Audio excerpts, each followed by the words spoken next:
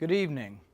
12 years after we were attacked by al-Qaeda, 12 years after 3,000 Americans were killed by al-Qaeda, President Obama now asks us to be allies with al-Qaeda. Americans, by a large majority, want nothing to do with the Syrian civil war. But just one follow on that. If you believe that the United States should use military force to respond when attacked, and you say constructively we have been attacked by ISIS, then how can you not be involved in Syria, which is obviously a big swath of the Levant where ISIS has its stronghold? How do you stay out of there? Well, because of our intervention, ISIS has grown as a result. I mean, you had Assad against ISIS, and now you take out, or we've decided to go against Assad, and that's ISIS. So that's now our new ally. Governors, let's take a quick break. And for too long, some elements of the opposition have relied on an unholy alliance with al-Nusra. And al-Nusra is al-Qaeda. It was also very importantly part of the plan that when those efforts of cooperation commenced, Syrian warplanes would be prohibited from flying over areas where the legitimate opposition, al-Nusra, were present,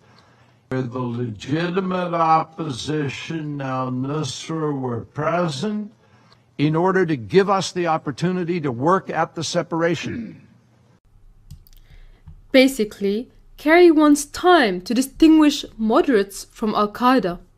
You know, those nice moderates, the ones that eat hearts of dead soldiers and behead children. About the option of controlling the airspace so that barrel bombs cannot be dropped. All the options. What do you think of that option, sir? Right now, Senator, for us to control all of the airspace in Syria would require us to go to war against Syria and Russia. That's a pretty fundamental decision that certainly I'm not going to make. Virginia State Senator Richard Black has long been an outlier on the spectrum of American politicians' public opinions on the fight against ISIS. I spoke to him earlier about Turkey's role in the matter, U.S. strategy, and our alliances. You know, Turkey is the most loyal ally that ISIS has. Turkey has developed a war trade with ISIS that's very important to them. You can see from the map here, ISIS, the main supply line for ISIS comes through a gap in the Turkish-Syrian border, and it goes directly to Raqqa and then on into Iraq. Recently, the Russians attacked the oil supply for the first time. Now, the United States has allegedly been involved in a coalition. Most of the coalition members have not dropped a bomb in 3 months, but somehow we failed to target this tremendous stream of oil tankers, and in a single day, the Russians destroyed 500 oil tankers. Some say as high as 1,000, but whatever it is, it's definitely in the hundreds, and it has very much angered the Turks because the Turks have made an enormous profit, apparently 50% profit on each shipment of oil, and as they draw stolen oil from the Syrians, then diesel and gasoline flow to the ISIS forces in Raqqa, which is the capital of ISIS, and go on into Iraq. So that is their supply line.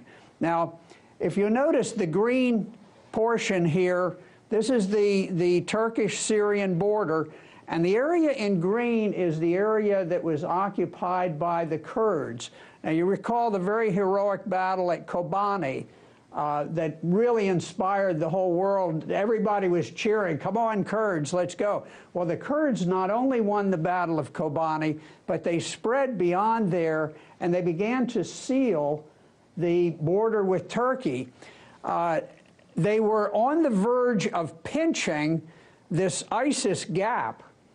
And that was the point at which Turkey rushed to the coalition, to the U.S., and said, we want to be part of the coalition if you will simply create kind of a no-fly zone in there, and then we will bomb ISIS. They launched 300 airstrikes almost immediately. 297 of those strikes were against our Kurdish allies. So what they have done is secured this area for ISIS so that the ISIS supplies can continue to flow.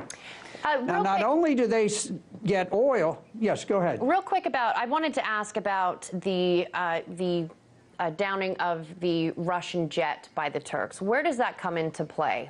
You've got plenty of, obviously, yes, plenty of military background in this and strategy, et cetera. Let's talk about the downing of the Russian jet by the Turks and why. Sure. Well, here's the reason. There actually are two gaps. There is the ISIS gap, but also Turkey supplies Al-Qaeda and all of the Al-Qaeda affiliates. And I could go through all the names, but just suffice it to say they all are affiliated with Al-Qaeda. The area where the jet went down was this tiny finger of land. It's about 1 kilometer across, so that you or I could jog across that distance. You can imagine a jet aircraft flying across. You're talking about just a momentary crossing of that. Now that's if you accept the Turkish version that there actually was an overflight. If there was an overflight, it was a matter of moments. They claim, oh, well, we warned and warned and warned. Well, you can't warn and warn and warn when an aircraft is only over a piece of land for seconds. I'm not sure whether there was a brief overflight of this tiny piece of land, but one way or the other, there was no excuse. It was a clear act of aggression. It was an ambush of the Russian jet. There was no justification whatsoever. And Russia had worked with the United States as head of this coalition and said, look, we're going to share with you our flight data so that there are no incidents. The United States knew where that jet was going to go, and yet somehow that information was not transmitted to the Turks. At least that's what we're supposed to believe. Well, but there was no excuse for downing the jet. What the? So while over in Kobani, we've been bombing ISIS to help the Kurds. Our good friend Turkey has, at the same time, just a few miles away, been bombing Kurds, thereby helping ISIS. Turkey has become the destination for the oil, which has been captured by the ISIL army. Угрозы нет, а система ПРО продолжает строиться. Значит, мы были правы, когда говорили, что нас обманывают. С нами неискренне, ссылаясь на якобы имеющуюся иранскую ядерную угрозу при строительстве системы ПРО. Ну так оно и есть на самом деле. В очередной раз пытались нас надуть. Сейчас построили эту систему, сейчас ставят там ракеты. Так? Но вам должно быть известно, что ракеты эти закладываются в капсулу, которая используется для пусков ракет средней дальности «Томагавк» морского базирования. Туда закладывают сейчас антиракеты, способные поражать цели на расстоянии 500 километров. Но мы знаем, технологии развиваются. Мы примерно знаем, в каком году примерно американцы получат новую ракету, которая будет уже не 500 километров, а 1000, а потом больше. И с этого момента они начнут угрожать нашему ядерному потенциалу. Мы по годам знаем, что будет происходить. И они знают, что мы знаем. Это вам только вешают лапшу на уши, как у нас говорят. А вы, в свою очередь, вешаете своему населению. И люди не чувствуют опасности. Вот меня что беспокоит. Ну как мы не можем понять? Мы тащим мир вообще в совершенно новое измерение. Вот в чем проблема. Делают вид, что как будто ничего не происходит. Но я не знаю даже, как достучаться.